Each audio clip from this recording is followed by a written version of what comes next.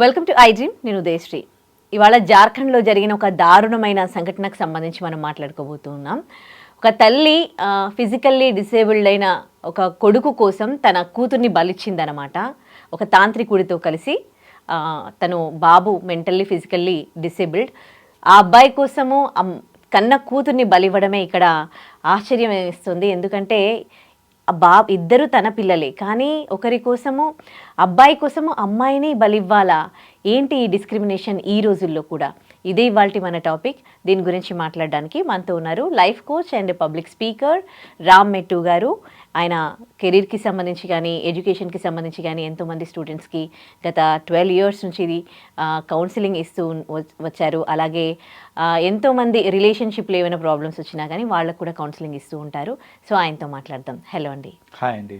So ఈ రోజుల్లో కూడా ఇలాంటి ఇన్సిడెంట్స్ మనం వినడం నిజంగా కూడా చాలా బాధాకరం. అసలు ఏమనాలి ఆ తల్లిని? ఇంత డిస్క్రిమినేషన్ ఏంటి? అంటే ఎడ్యుకేటెడ్ కాకపోవడము ఇక్కడ ప్రాబ్లమా? ఎందుకు ఇంకా ఇలాంటి విషయాల్లో మార్పు అనేది రావట్లేదు?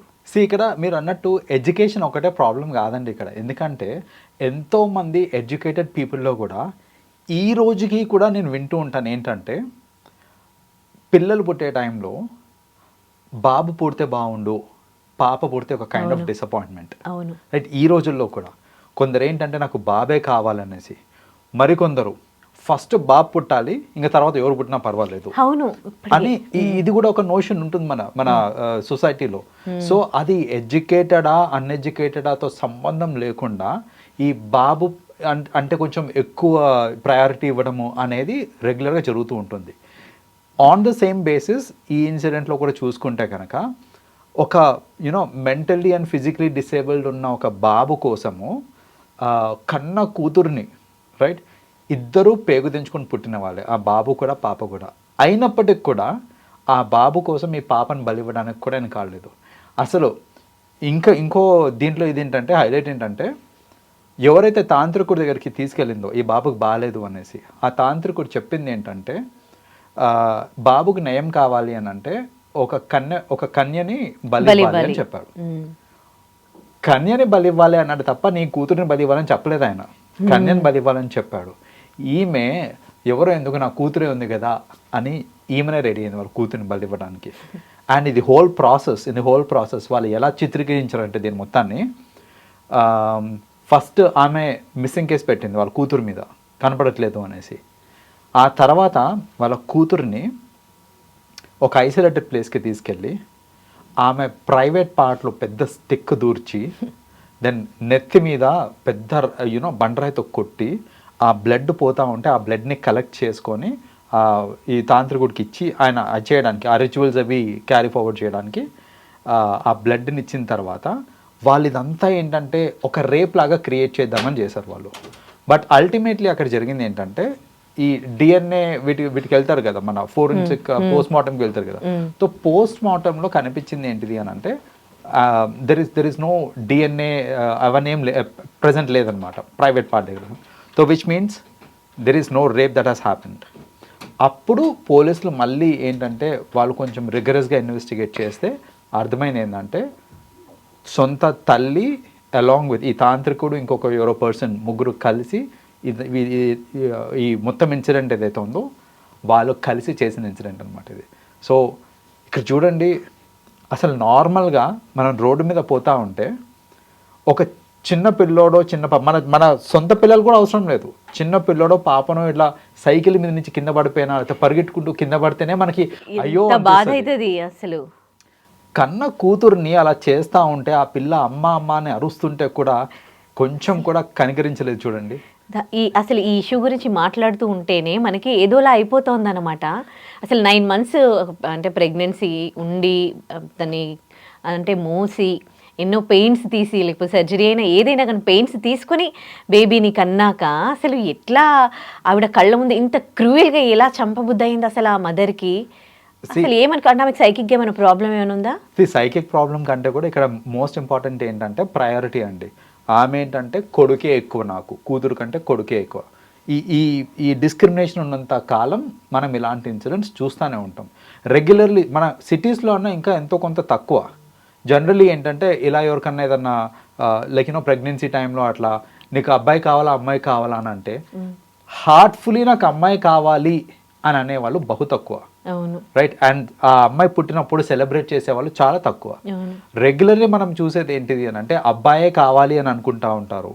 ఆర్ కొందరు ఏంటంటే అబ్బాయి పుట్టేదాకా, ఎంతమంది అమ్మాయిలు పుట్టినా సరే అబ్బాయి పుట్టేదాకా ట్రై చేస్తూ ఉంటారు, ఎందుకంటే అల్టిమేట్లీ ఒక అబ్బాయి కావాలి అనేసి.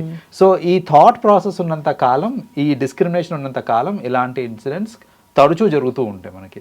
సో అట్లీస్ట్ మనమన్నా బీయింగ్ ఎడ్యుకేటెడ్ కూడా ఇవన్నీ అవుతూ ఉంటాయి కాబట్టి ఇక్కడ మారాల్సింది ఏంటిదంటే ఇక్కడ just education is not sufficient అనండి. A lot of improvement has to come in the mind sets. So mind sets మారినప్పుడు మాత్రమే వి గెట్ టు సీ ఇలాంటి ఇన్సిడెంట్స్ అవ్వకుండా ఉంటాయి మనకి. కాదు, ఇప్పుడు ఈ జనరేషన్లో అయితే అబ్బాయి అయినా అమ్మాయి అయినా, అబ్బాయిల్లో చూసేవాళ్ళు ఉన్నారు, చూడని వాళ్ళు ఉన్నారు పేరెంట్స్ని. అమ్మాయిల్లో చూసేవాళ్ళు, తల్లిదండ్రుల గురించి కేర్ తీసుకునే వాళ్ళు ఉన్నారు. సో అందరినీ చూస్తూ ఉన్నారు. అయినప్పటికీ ఇంకా అబ్బాయి ఉండాలి. ఫస్ట్ మనం ప్రెగ్నెన్సీ కన్ఫర్మ్ అయింది అనుకోండి, ఫస్ట్ ఒక బాబు పుట్టాడు అనుకో, ఆ తర్వాత ఎవరు పుట్టినా పర్వాలేదు అని అంటూ ఉంటారు. సో ఇంకా అంటే ఇన్ని చూస్తూ మన కళ్ళ ముందే పేరెంట్స్ని చూడని పిల్లలు ఉన్నారు. ఎవరు చూస్తున్నారో ఎవరు చూడట్లేదు అసలు ఏం తెలీదు. అయినప్పటికీ కూడా ఫస్ట్ ఒక కొడుకు కావాలి. ఎందుకు ఇలా అని? ఇక్కడ కొడుకు కావాలి అనుకునే దానికి మేజర్ రీజన్ ఓన్లీ నా ఓల్డ్ ఏజ్ వచ్చిన తర్వాత వాళ్ళు నన్ను చూసుకుంటారు అనే ఒక థాట్ మాత్రమే కాదు. There are various other aspects associated అనమాట. సో థింగ్స్ లైక్ కొందరు ఏంటంటే కొడుకు అయితే ఇంటికి కట్నం తీసుకొస్తాడనేసి, కూతురు అయితే మనం ఇవ్వాల్సి వస్తుంది అనేసి, సో ఆ కట్నం అనే ఆస్పెక్ట్లో కొందరు ఆలోచిస్తారు. కొందరు ఏంటంటే ఖర్చు విషయంలో చూస్తూ ఉంటారు. లైక్ ఇప్పుడు పెట్టిందంతా కొడుక్కి ఏది పెట్టినా సరే అదొక ఇన్వెస్ట్మెంట్ లాగా చూస్తూ ఉంటారు, కూతురికి ఏది పెట్టినా సరే అదొక ఎక్స్పెండిచర్ లాగా చూస్తూ ఉంటారు. సో ఈ వ్యూ పాయింట్స్ వేరియేషన్ రావటం వల్ల ఏంటంటే జనరల్లీ ఇలాంటి ఇంకా చాలా ఉంటాయి వాళ్ళకి బ్యాక్‌ఎండ్లో వంశం.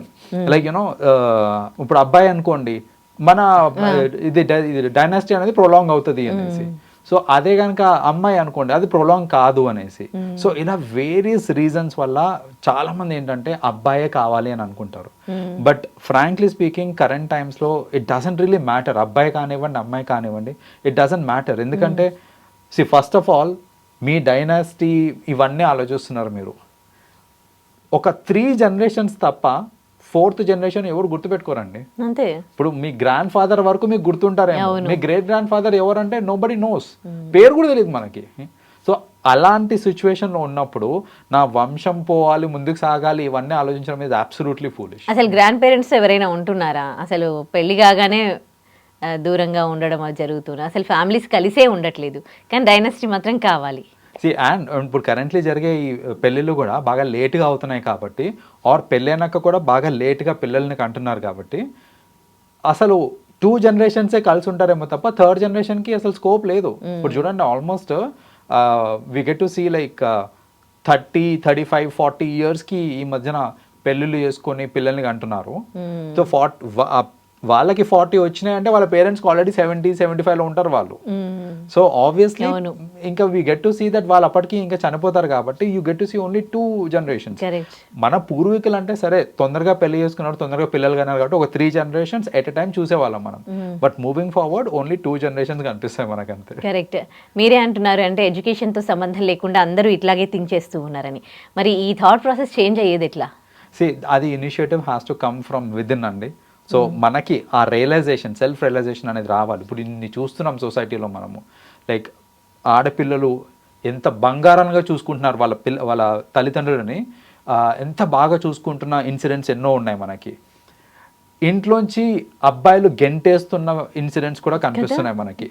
సో ఇలాంటి బోత్ ఇన్సిడెంట్స్ కనిపించినప్పుడు ఒక్కసారి కూర్చొని మెచ్యూర్డ్గా ఆలోచిస్తే మనకే అర్థమవుతుంది that whatever we are doing, ఆ డిస్క్రిమినేషన్ ఏదైతే ఉందో అది కరెక్ట్ కాదు అనేసి. సో అది ఇండివిజువల్ వితిన్గా రావాలండి అది. సో ప్రతి పర్సన్ కనుక ఇలాంటి అనాలిసిస్ చేసుకుంటే ఆబ్వియస్లీ ఆ చేంజ్ అనేది కనిపిస్తుంది మనకి. రైట్, ఎగ్జాక్ట్లీ కరెక్ట్ అండి. థ్యాంక్ యూ సో మచ్ అండి. You're welcome. And for more videos, please subscribe to iDream. Please subscribe to iDream. Please subscribe iDream. And please subscribe to iDream. For more videos, subscribe to iDream. please like, share and subscribe to the channel. Congratulations, iDream. Subscribe to iDream. Subscribe to iDream. So subscribe to iDream Media. IDream team అందరికి huge congratulations. Please subscribe iDream Media. Please subscribe to iDream. Subscribe iDream. Please subscribe to iDream. I dream అంటే నా కళల ఛానల్ను subscribe చేసుకున్న నోరు తిరుగుతలేదు, మీరైతే గంట గుర్తు కొట్టండి. For more such videos, please subscribe to iDream. Subscribe to iDream. Please subscribe to iDream. Please subscribe iDream Media. Please do subscribe to iDream. Please subscribe to iDream Media. For best entertainment and information, please subscribe iDream. And don't forget to subscribe to iDream.